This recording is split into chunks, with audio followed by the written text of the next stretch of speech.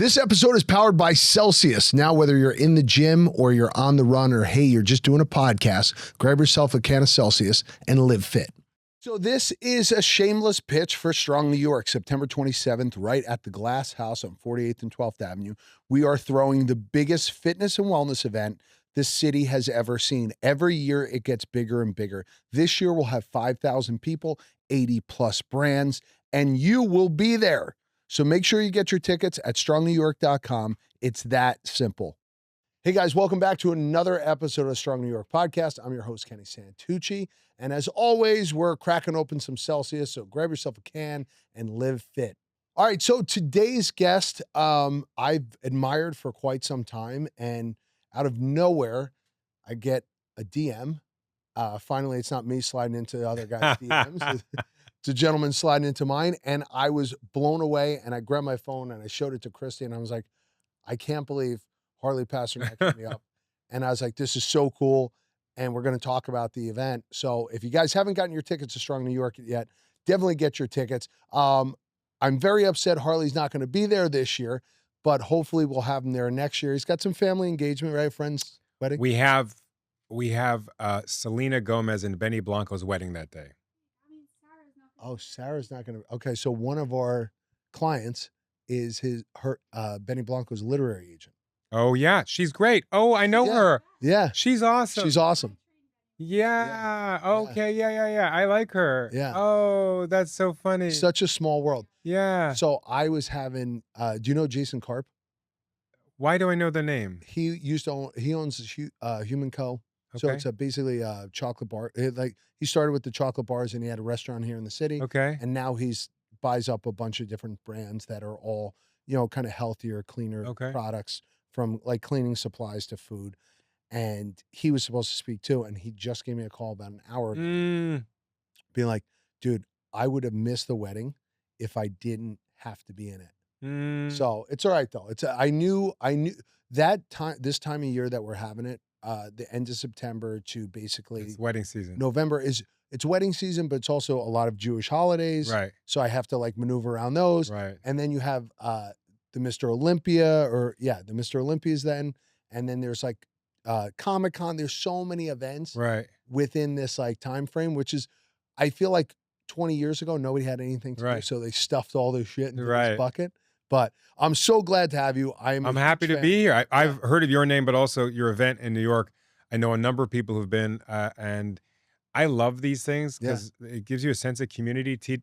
Everyone lives online today, and to see a physical event where there's energy and people sharing ideas is special and important. Yeah, and you know what? I said a couple of years ago, Jim Quick had hit me up, and he was like, "Hey, I see what you're doing with this thing. I'd love to be a part of it." So it's like, between you and Jim Quick, it gives me goosebumps that two people that I admire, that I look up to, that I'm like, I don't think these guys would ever speak at my event.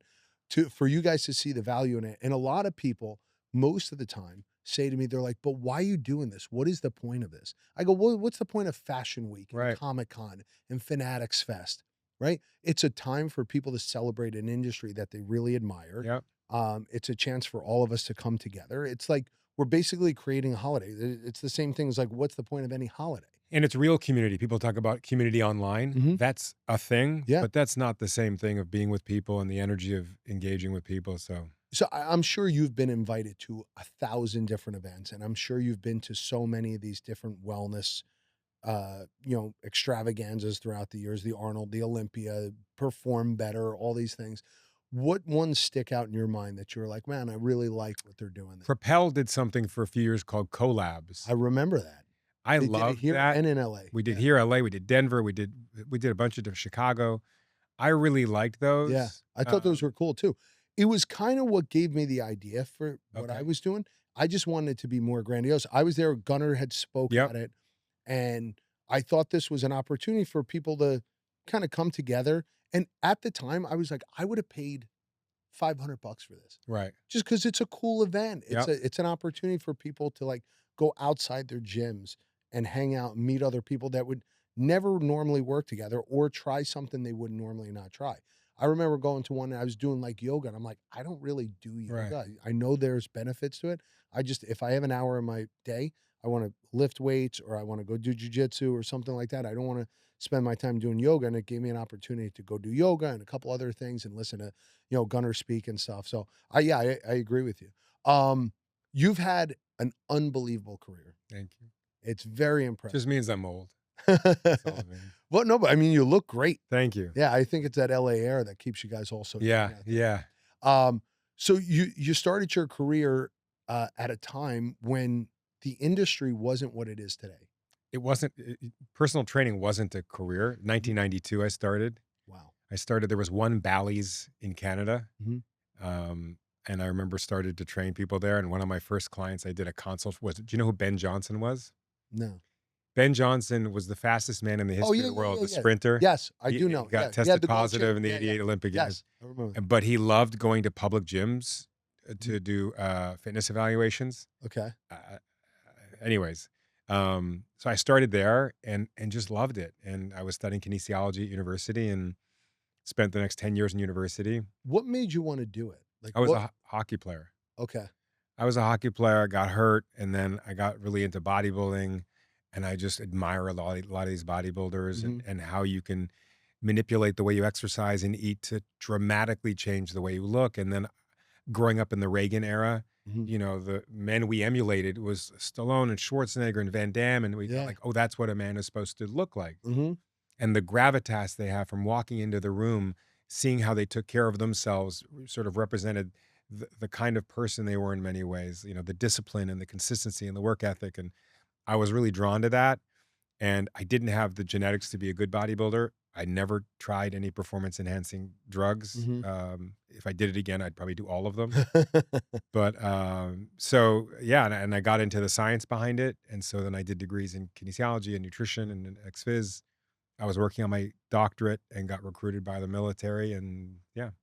That's amazing. I became a trainer in the early 2000s. And when I had said to my parents, I was like, I want to be a trainer. They go, well, you can't make any money doing that. 'Cause Right. That's not a real job. They're like, what are you going to do for money? And I was like, I don't know, but I really love this. And I always liked it. When I was a kid, I was 13, 14 years old. I got into muscle magazines. Sure. I'm watching. Which ones? I mean, Muscular Development. Yep. I loved Men's Fitness. Yeah. But I always gravitated towards I grew up during the Ronnie Coleman, Sure. Jay Cutler, Dorian Yates Right. era. So it's like these were like the freaks, but obviously Arnold and Franco Columbo and a lot of these guys were still in the magazines. They were always Right. featured. Sure. And I love the classic physique stuff. But there's something to be said about these guys in the 90s who were larger than life. Oh, like yeah. like Lou Ferrigno kind of ushered in that era Yeah. during the early 80s and stuff. I just think and I still tell this to people still to this day, it's when you're a kid, when you're a young guy and you're looking at these guys on screen, whether you're watching The Incredible Hulk or Commando or The Predator or something, you're like, oh my God, Oh, yeah. these guys are like, You I got just named my favorite movies growing up right there. Yeah. Just the scene in Predator when Arnold and Carl Weathers, high five each other, and there's like a pause on them flexing their They knew biceps. exactly what they were doing. Or- Yeah, it was incredible. And I just, even like the training montages from Rocky, they just got better the years. Yep. I don't even think they really meant to do them that well in the beginning. And then as time flowed on, it was just the one during Rocky IV is just incredible. Oh, yeah. When he's pushing the big cart with everybody in it. It's incredible. And Dolph Lundgren as Drago training in the winter and the technology. And so you've been out there, you've been in Hollywood, you've been a part of this, right? Like, is it as as somebody who I've gotten to train a couple celebrities, but being in Hollywood, being there, I just feel like it's a different environment. You get to see behind the curtain. It's funny because I've been doing it so long now that some of the people that I trained for movies, now I'm training their kids for movies. Wow. It's the weirdest thing, but it's a blessing. I think you just can't take it too seriously. When you start to think that you are part of the Hollywood world, I think you get lost in it all. And it's not something I was ever interested in. I'm not looking to be an actor or anything like that. So, well, I've seen the success of, yourself. I've had Jake Steinfeld on before. Oh, he's a legend. I love him. He's a legend. He is such a, I could sit on the phone with him for hours and just rip about For it. my 30th birthday, Yeah. one of my clients in LA, he knows Jake, he's friends with Jake. Mhm. Maybe it wasn't 30th, maybe it was 28th birthday. And I said, I have a birthday request. I want 5 minutes on the phone with Jake. I want I want like advice. Yeah. And he set it up. And I remember I spoke to Jake and he gave me some really great advice. And he probably to this day doesn't remember it, but he was really kind. And then it was like the weirdest thing because I grew up looking up to all these fitness icons. Mhm. And then all of a sudden, I was helping Richard Simmons and Jane Fonda was my client and the Schwarzeneggers and all these people became clients of mine. Mhm. And you kind of take a step back. You have to look like if I was to leave my body and look down and say, whoa, this is the craziest thing in the whole world. The reason you got into this business was, to be like them. And now they're hiring you to help them. And I just thought that was so cool. Yeah. It's an incredible moment. Like I started crying when it happened. So growing up in New Jersey, being Italian, Yeah. That's you know, redundant, but go ahead.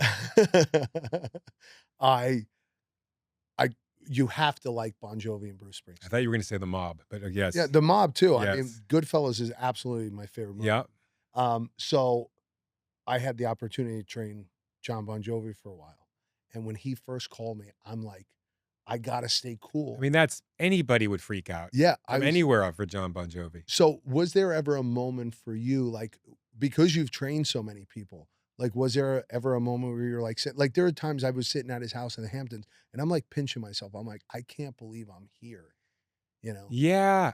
Yes, there have been. But when you find that they never are what you think they're going to be. You Mhm. have them built up in your mind. They're this certain thing. When you meet them, you're like, oh, okay, they They're a got normal a person. bump shoulder. Yeah. They're a lot of other things, and you kind of realize they're just people, just like you, Yeah. and they're insecure, just like you, and they have all these issues, just like you. But there's been some crazy ones where I was like, I can't believe I'm sitting here with this person in this Mhm. space. So yeah, it's happened. It's Yeah. happened it still happens. I still get, messages and requests from people.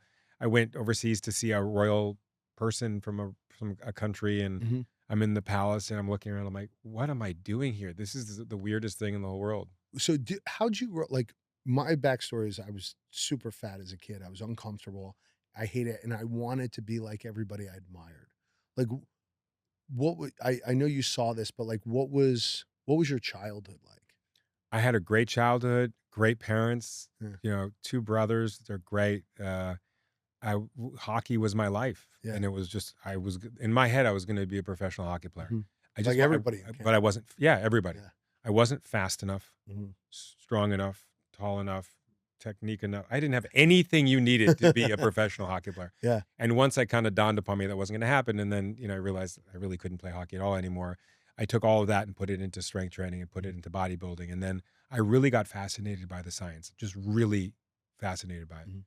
And so, and then when I was 18 and started work as a trainer at Bally, I was like, wow, grown-ups are listening to me. Mhm. That's the weirdest thing in the whole world. Wow, how cool is this? I'm getting respect from older people who are successful and have means. And I thought this is really cool. I get to help people. I get people to listen to me. Mhm. I get to do what I love. I'll never have to wear a pair of long pants for the rest of my life. I can wear t-shirts and shorts every single day. It's a perk of the job for sure. And then, then opportunities started coming. So then whether it be writing books or designing video games or Mhm. designing gym equipment or designing gyms, or you realize like being in the fitness industry doesn't have to be counting reps and sets. There's It's so helping many other build. things that have come from it. So Mhm. yeah. So, one of the things that I love just as much as I love fitness and, obviously the physique is 80s metal music. And one of the scariest like, I think about the Poison song and the Guns N' Roses song, they've always, kind of romanticized this idea of somebody from a small town going out to LA Sure. and tackling the jungle, Right. right? How was that for you? Like, going out there. Terrible. Yeah, you didn't know anyone, Oh, right? everyone was so mean to me. Oh, it was so terrible. Um, Canadians by nature are just nicer people. I think so. I Yeah. think so. When I was in Toronto, my Mhm. business was booming because all the Hollywood films that came to Canada, I would train the actors, and then we expanded to Vancouver and Montreal, and business was great. And a lot of the Hollywood trainers that I would see their clients when they were in Canada, I had a great rapport with them because I wasn't a threat to them. And so when I moved to LA, a lot of the clients I had worked with in Canada left their local LA trainers to come work with me. And I mean, I was working out of a training studio, paying to bring clients there. One day I came and the gym owner said, "You're not allowed in. We heard that you're selling drugs out of here, steroids." What year And I was was like, this? "What? This is in 2003." Wow. And I was like, "What is happening? I don't understand. I'd never even tried weed yet." Yeah. And so I got home and there was a voicemail from a trainer who a couple of her clients left her to train with me. She says, "You F with my business, I'll F with yours." She had told them that I was selling steroids. Yeah. There was that. There was, Gunnar and I did not get along Really? at all because we were the two sort of alphas in LA. Yeah. We're good friends now, Yeah. but it was like we didn't even know each other. We just didn't like each other. And then the second we met each other, we got along really well, and our Yeah. wives became friends, and our sons became friends. And you guys don't even have enough hours in the day to train all the people that you guys No, have trained. no, Yeah. of course not. And Yeah. what he's so good at. I don't train athletes in performance. That's a Mhm. whole other skill set. He's fantastic at it, and he's Mhm. passionate about it. There's lots of room out there. I've had a lot of ups. I've had a lot of downs. Con artists. I mean, so many challenges, but all of it you learn from and you grow from, and Mhm. it makes you better. I think I have an audience of a lot of people within the fitness space who are one of the questions that I get is like, how do you get to work with the type of clientele that you do, right? Obviously, being in the where it counts. Like I'm not gonna go open up a gym in the middle of Iowa City and Right. expect to have the clientele that you have. Um, Obviously, the one thing I would say, what I tell most people is be really good at your job, Right. right? Be good at the craft. People are like, you're still on the floor. I go, yeah, because the guys I admire are still on the floor Yeah. and they're older than I am. So it's like, if I spent my whole life getting really good at this craft, why would I stop when I'm at my best? So for yourself, it's like, what do you think attributed to you? Oh, I learned that the hard way. I got a little bit. I drank my Kool-Aid a bit too much. Yeah. I was busy doing. I had a TV show, I had a talk show on ABC, and I had all these other things going on, and endorsements and products, and on the QVC and all this stuff. And I wasn't seeing many of my clients. I was just doling them out to my trainers, Mhm. and I became a dull blade. The thing that made me who I was. You stopped doing it. I wasn't doing enough of it. If Wolfgang Puck still cooks, Yeah, yeah. he's still in the kitchen, and and so I realized like I got to get back and do this. And I spent more with clients, more time Mhm. with clients. When COVID hit, it was the best thing for me because I stopped traveling. I couldn't travel anymore. Mhm. And a lot of my clients were in town and they weren't traveling. And so, they would hit me up and say, "Hey, can you see me yourself if I come in?" I was like, "Yeah, of course. I have nowhere else to go." And then another.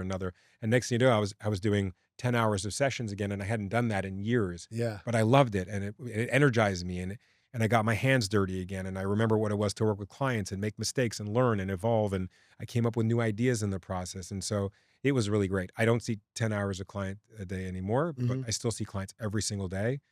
And I get excited.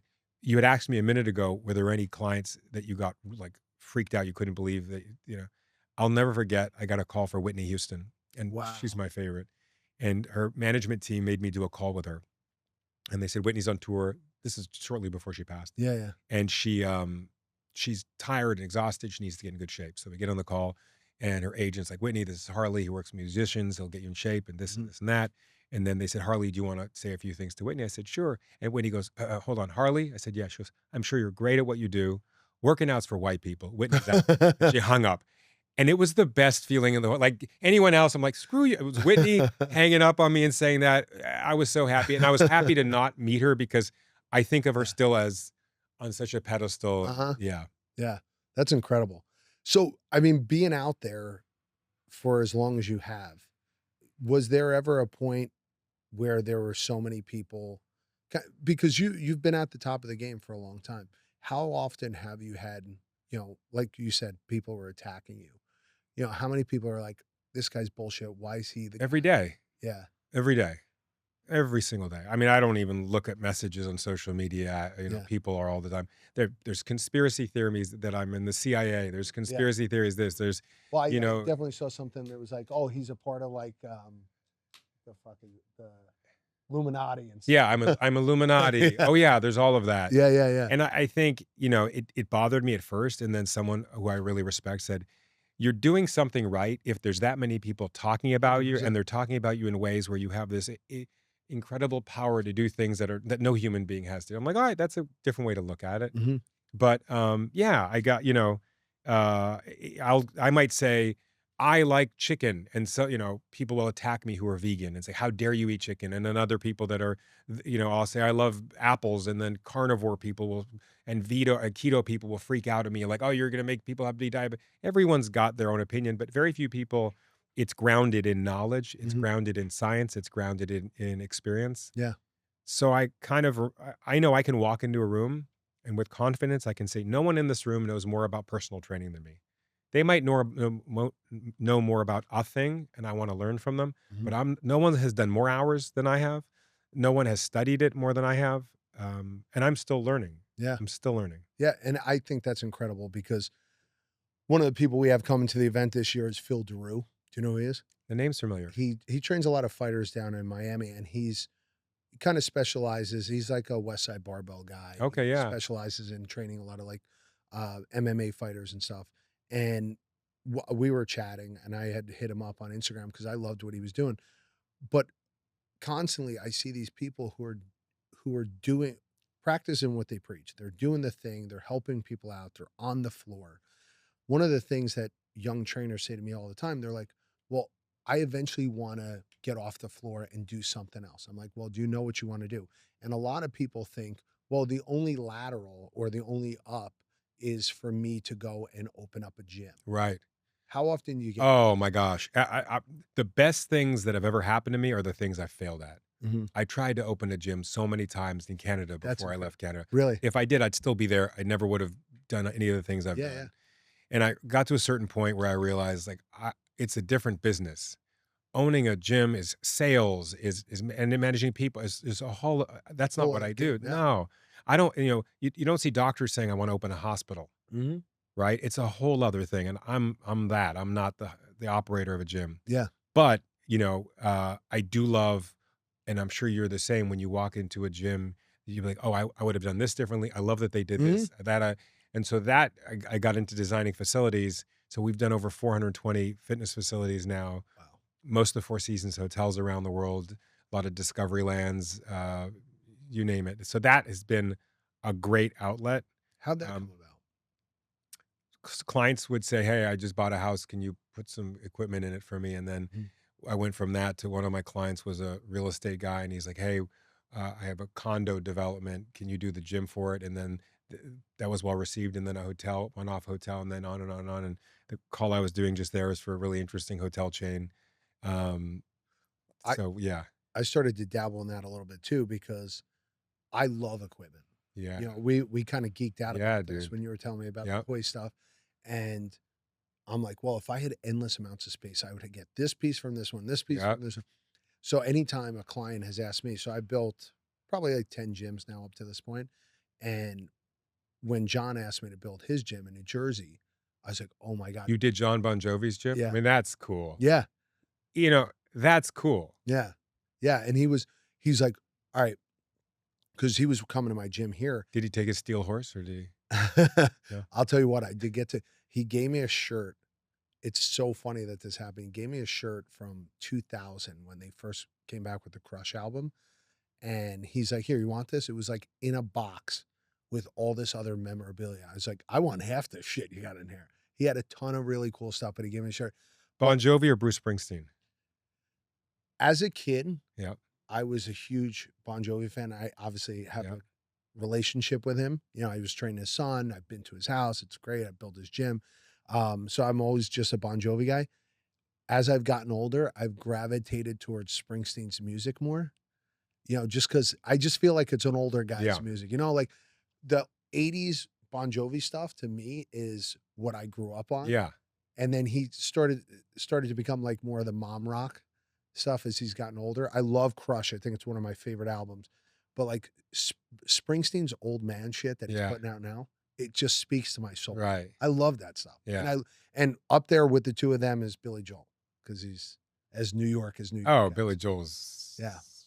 one of the greatest. He's a ever. pizza bagel Yeah. from New York, and it's Yeah. like I can't not love him. Right? Yeah. So, have you ever met him? I've never met Billy No? Joel. No. Yeah. But you're an equipment fanatic. So I design a lot of equipment. I designed for iCarrion, which became Precor. I designed equipment. I help Hoist consultants and design equipment. I've helped Technogym design equipment, and Cybex, I helped them design some equipment. Well, I think like iCarrion and Cybex and a lot of these brands, Hammer Strength, Yeah. had ruled the space for a very long time. Mm-hmm. And now you're getting a lot of these new brands in there. I guess Atlantis has been around for a while, right? I mean, Atlantis has been, in fact, when I was in the military, we used Atlantis equipment. It's from Montreal. It's a Canadian brand. Yeah, that's really, it's great stuff. But you're seeing like there's that new what is it called? New Tech. Have you seen this? I don't know New Tech. So New Tech is like a new brand out of South Korea. And they're at the Arnold, they're going to the Olympia, and then obviously like Panada's been around for a while, but they're dumping a ton of money into stuff. These brands are kind of taking some of the space up, but like you're seeing guys like Chris Bumstead and a lot of these other guys who are super into product looking for all this old iCarrion equipment. So I collect the vintage stuff. Yeah, you were telling me. Yeah, so strength equipment up until I would say the early 2000s was all made in the U.S. It was all American steel. Was bent. None of it was really bolted. It was bent and welded. Really? So you had Magnum, you had Paramount, you had Nebula, you had all these, awesome companies. Yeah. And Body Masters. Mm-hmm. And then one of my best friends owned iCarrion, and he told me the story yesterday. It was really funny. I said, why did you guys ever sell to Precor? He said, we went to China because we need to order these parts that it was hard to get in the US. And we went to this factory and we saw what they were doing over there. And they were designing equipment for some other company. Mm-hmm. And they were designing it 10 times faster than us, 90% cheaper than us. And it was awesome. And he came back and he said to his partners, we have to sell the company. And they're like, what do you mean? Things are going great. He was like, no, we're going to get decimated in the next 2 years. Oh, shit. Everything's coming out of China. Yeah. And what was this, the early 2000s? Yeah.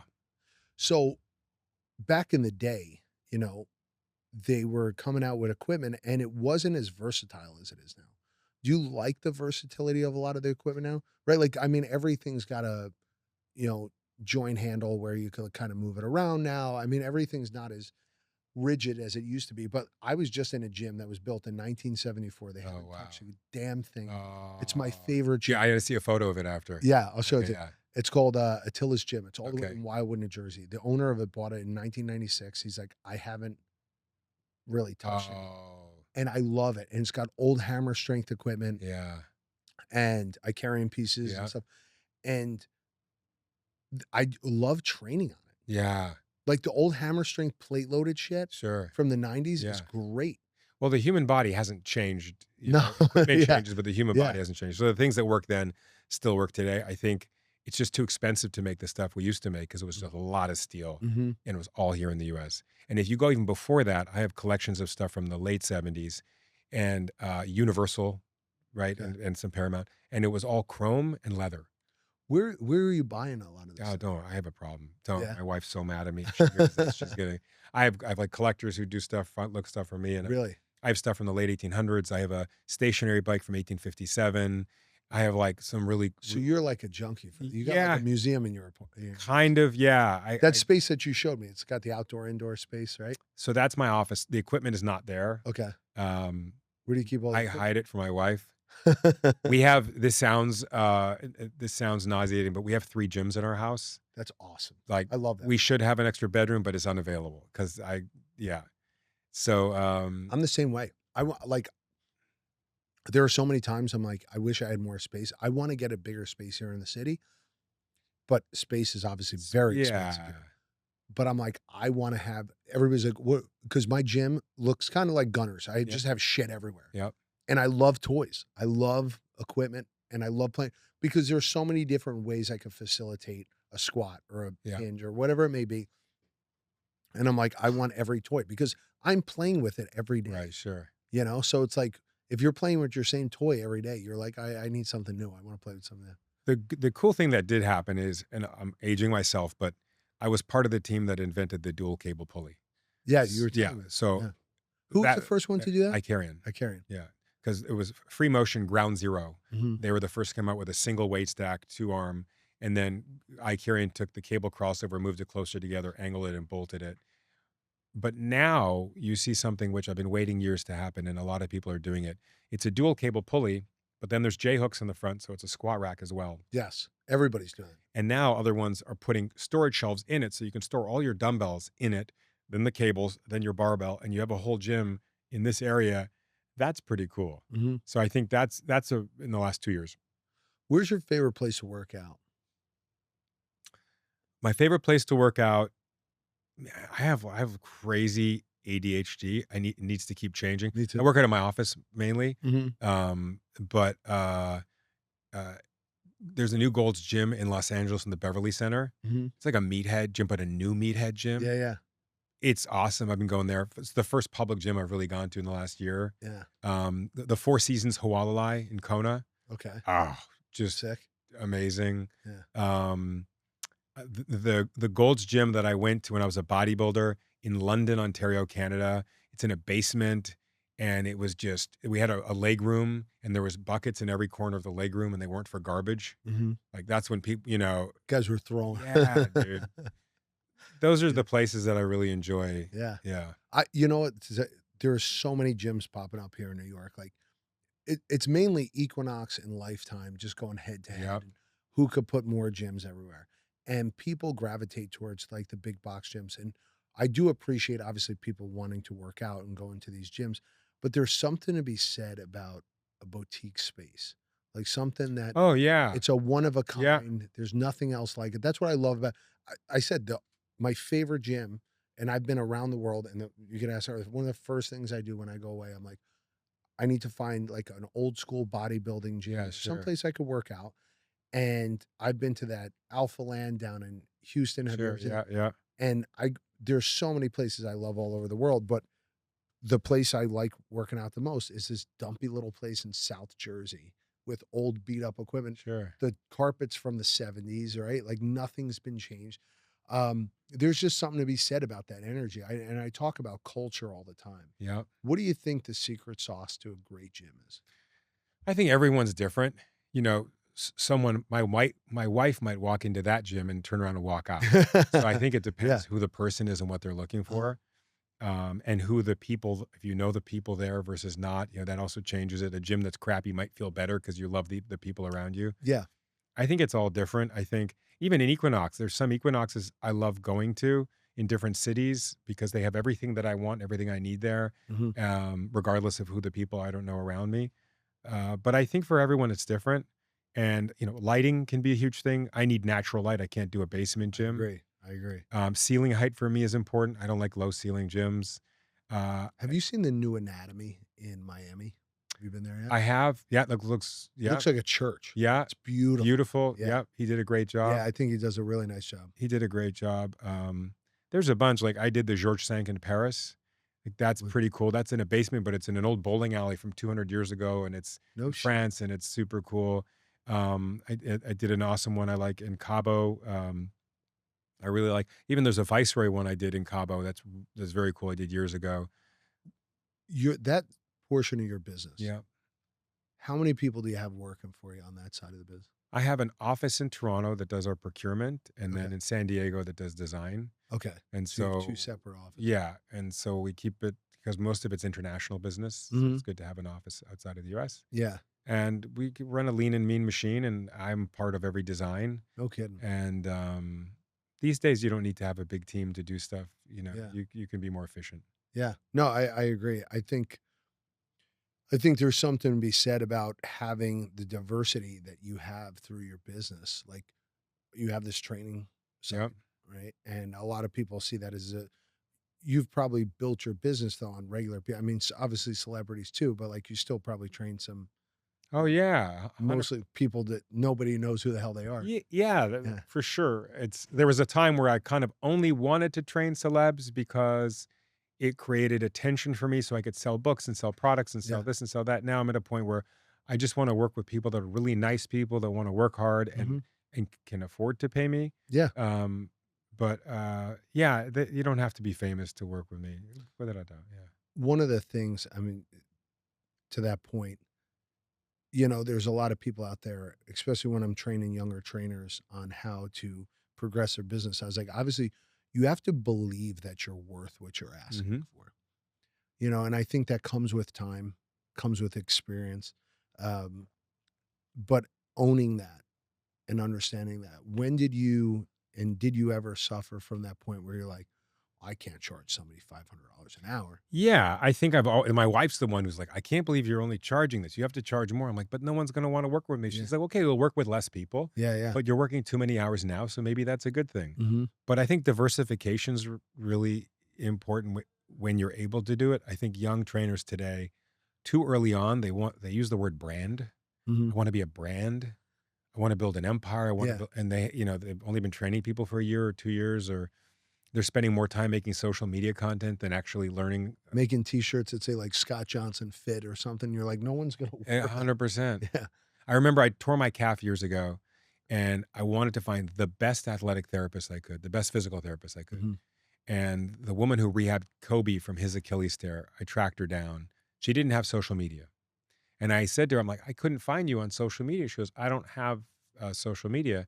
I'm too busy doing what I do. Yeah. I don't need to do social media. And I think people forget that. They think if someone has a big following and they have cool posts, they're really good at what they do. But it's They're quite really the good inverse. at the internet. Like I post a lot of recipes. I'm not a chef. There's people that cook way better than me. Yeah. You know, but that nobody even knows. Yeah. Yeah. I went over to there's a great place. I mean, I wish you were staying around. I'd love to take you to dinner. What's the steak place that we go to all the time? No. La Tête d'Or. I'll come back and try it. Next time you The come gold back. head? So is that what it stands? La Tête d'Or? Yeah, he's French. Yeah. So it's Daniel Boulud's place. Oh, yeah, of course. He's Unbelievable. Yes, Daniel Boulud. How many times have we been there that he's in the back cooking? He's pushing 70 years old, and this guy's in the back making steaks, talking to people, and it just blew me away. Nobu's the same. Nobu is Really? the same. He's still at his original restaurant, Matsuhisa, in LA. Yeah. He's still there. You go, you see him there. His wife is standing there at the reception. He owns, I don't know, 100 restaurants, 30, 40 hotels. Yeah. Nobu's still in there walking around. That's incredible. I love that. And it just gives me hope because when I was in school and I was like, I want to be a trainer, and everybody's telling me there's no money in it and blah, blah, blah. I said, but if an accountant is going to become an accountant and he's going to do that till he's well into his 50s, 60s, 70s, I don't ever want to sit at a desk and do my own accounting, let alone other people's accounting. So if I picture myself as a 6-year-old or a 50-year-old, I'm like, well, the only place I like going every day is the gym. Right. Because I never even go to the same coffee shop every day. I could go to the same gym every day and work out. You know, I'd love to change it up and have a bunch of them. Because people always ask me, they're like, why do you have so many gym memberships? I was like, one, I support what I do.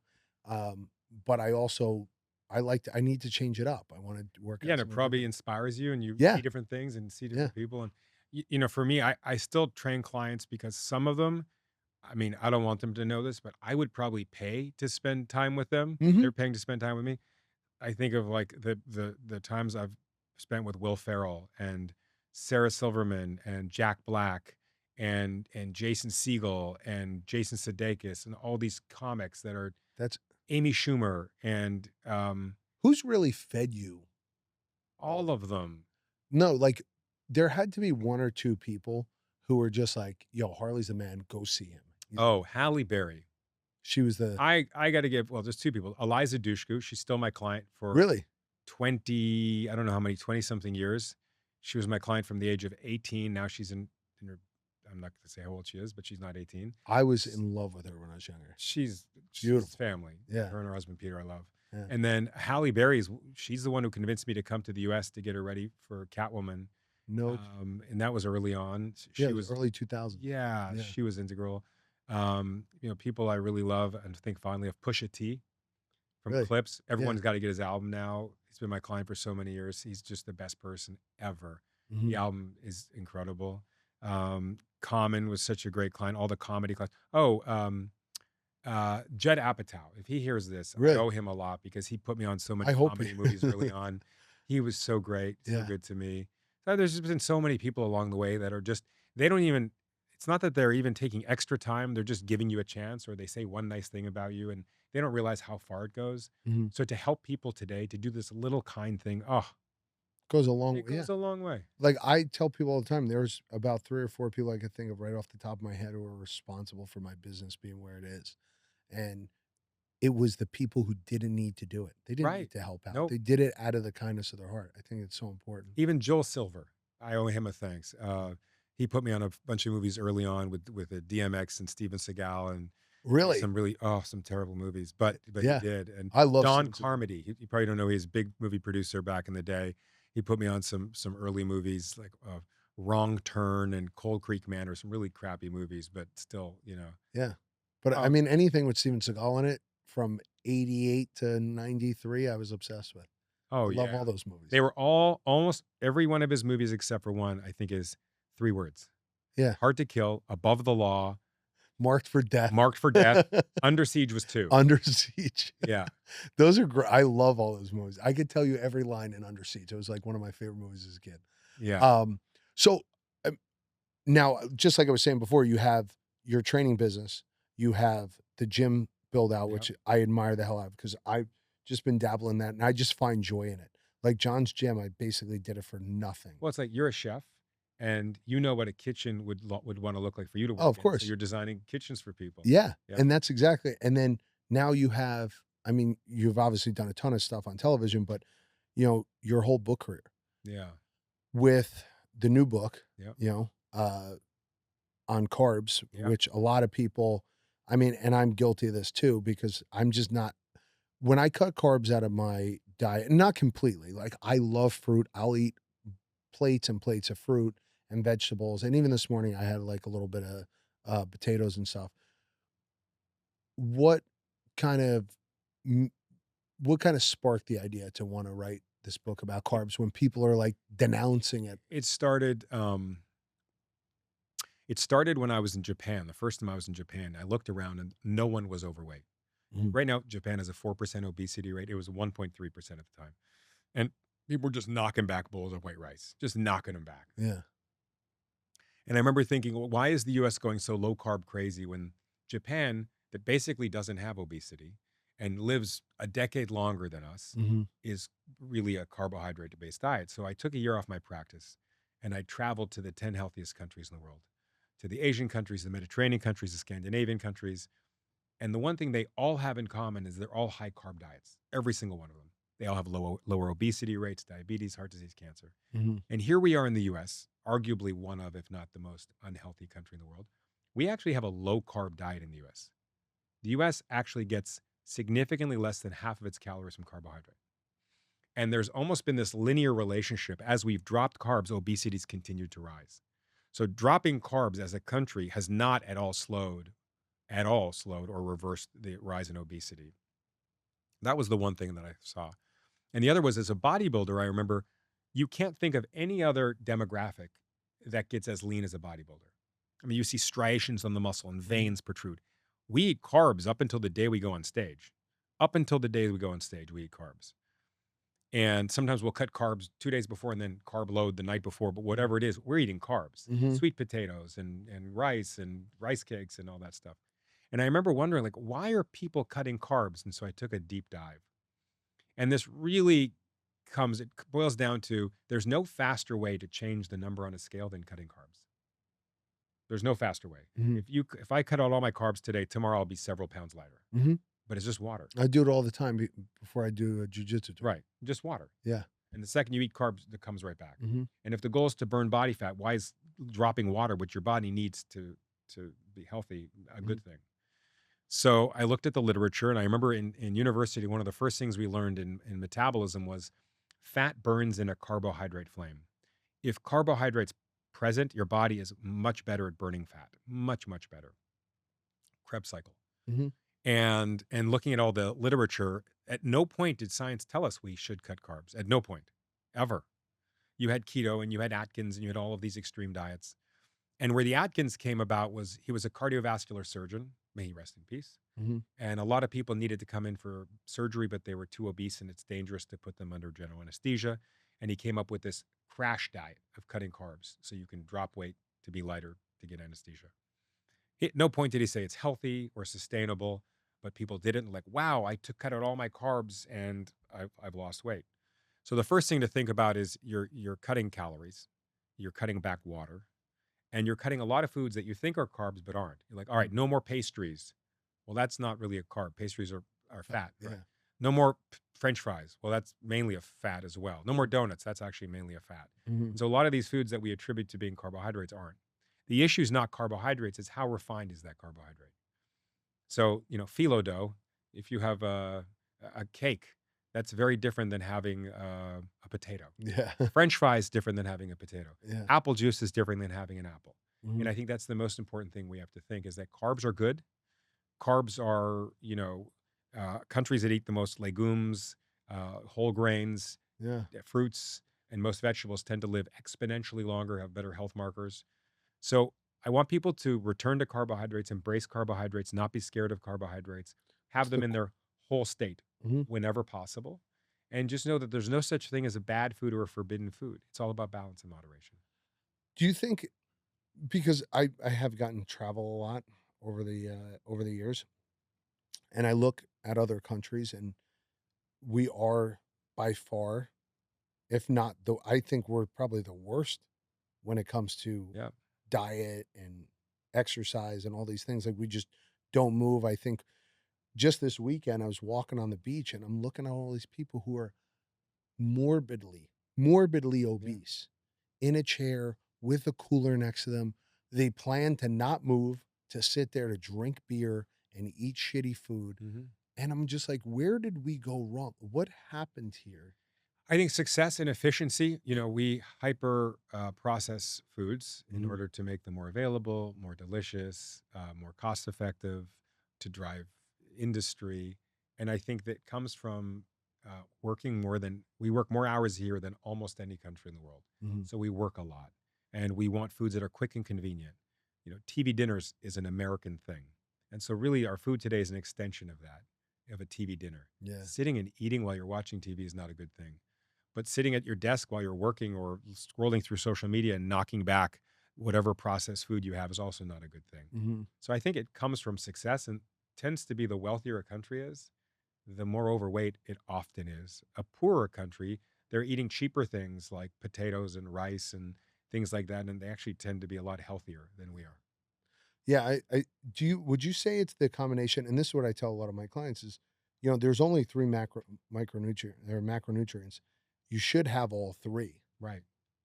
It's just the way it's kind of served to you becomes the problem. And the ratios. Yeah. So I tell people follow the path.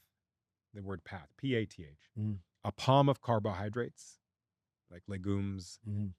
sweet potatoes, fruits, whole Rice. grains. Yeah. A is all the vegetables you want. T is the mass of your thumb of a healthy fat, like avocados, nuts, seeds, olives. And H is the mass of your hand of protein, chicken, fish, eggs, etc. Mhm. Even an egg is not protein. That's a thing that people don't know. An egg It's more fat. Right, receives 70% of its calories from fat. Mm-hmm. An egg white is a protein. Yeah. Wow. So the new book, it's out. It comes out today, Carb Reset. Super exciting. It's an evidence-based, which today people don't believe in science as much as they once did. They believe in whatever the hell they believe in. I think everybody makes up their own. This is an evidence-based book Mhm. packed with incredible references. And a lot of them are common sense. So, whether you understand science or not, it is common sense. And when people have kids, it's really a simple question. If they ask me like, hey, should I cut out carbs? And I say, do you have kids? They're like, yeah. Would you tell your 7-year-old to cut out carbs? They're like, no, of course not. Well, why would you cut out carbs? Yeah. Well, I guess you're right. And that's really a great thing. Whether you have kids or nieces, nephews, your friends have kids, always ask yourself before you embark upon a health practice, would I want that kid to do that? And if not, why would you do it? So many people think like the rules that apply to adults shouldn't apply to kids as Right. well.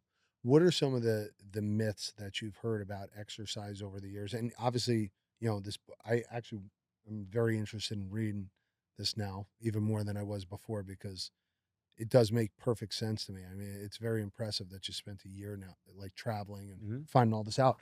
But what do you think some of the myths are that, even the other day, for instance, I had a woman in the gym and she has a 7-year-old daughter and she's like, I wanted her to start working out, but I don't want her to lift weights because I don't want it to stun her growth. Right. So it's like we have all these myths, like that stunts your growth and that, you shouldn't have too much protein or you shouldn't have too much red meat because it's going to cause cholesterol and heart attack. What are some of the myths that, you wished we could just do away with? That you need to be sore for it to be a good workout, Mhm. that weights bulk, that working out in a hot environment is in any way good for you. I think those are three pretty good ones. Three Or big- that if Pilates is all you need, or yoga is all you need, I think a different modalities can all be helpful. I think those are pretty good ones. Yeah, it's the more people I feel like, the more people who come into the fitness space or the wellness space, whatever you want to call it, the more we start to hear like, oh, well, this is it. And everybody's looking for that definitive. Or people that walk around with continuous glucose monitors and are not diabetics it's insane to me. Yeah, People that focus on pre-workout anything, caffeine takes a while to enter your system. My job in the military was a caffeine scientist for 3 years really. for performance. So, caffeine is at peak concentration 90 minutes after you ingest it. So when you walk into a gym and you start to drink your caffeine, it's not going to hit you until you're done your workout. Small things like that. Yeah. What's your thoughts on? I'm a huge coffee guy. I genuinely like the taste of. Talking to the right guy. Yeah. I used to go to the World Barista Contest every Oh, year. really? Jimmy Butler, he's a buddy. He gave me the best 50th gift that anyone could ever give. He gave me a setup at home, a Lawnmower Zoco, Linea Minia, or G3, and a grinder, and the whole commercial Wow. setup. And I have beans sent in every week from 49th Parallel Roasters in Canada. Okay. Like I'm not well. I mean, I You're- really am into my coffee. How many cups do you have a day? I have 2 espressos. Okay. Yeah. And even this morning, I get a cup of black coffee, and I was with a bunch of these younger guys who were doing this photo shoot, and they're like, "Dude, you're like old man style. You drink it black." I'm like, if you get a good cup of coffee, Right. you ruin it with milk. It's like having a steak and putting ketchup on your steak. Or ice cubes in your wine. Yeah, it ruins it. It's like Yep. you defeat the purpose of having it. Yep. Yeah. I mean, listen, in my opinion, you have done like if I could figure out how to do 1/8 of what you've done. You're doing it right now. Yeah, I'm trying. Hey, I'm the one that reached out to you. I'm the one Yeah. that said, I want to speak at your event. And you have no idea how much that meant. Like I get goosebumps. Like I appreciate that so much Of course. because if I look at the landscape of guys that I admire, and I told this many times, I wrote in a book years ago, a little notebook that I have at home.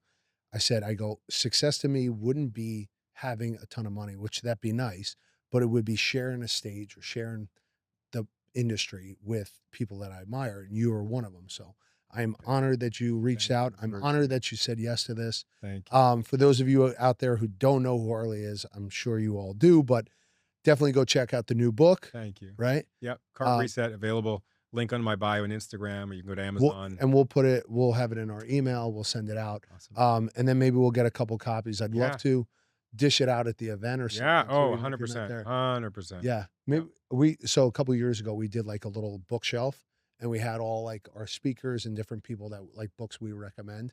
So I'd love to Oh, get that'd be that up great. there. So Yeah, that'd be awesome. yeah. Thanks, man. Well, thank you so much Appreciate for you. coming Yeah. by. I appreciate Yeah. you being here, Thanks, and man. hopefully we'll get to hang out again some Yes. other time. I want to meet Bon Jovi. So, I got to see him again too. Guys, thank you so much for tuning in. Obviously, like, share, subscribe with a friend. Hope you enjoyed another episode here on the Strong New York / Strength Club podcast. Chrissy gets so mad about that. I'm still debating about a name.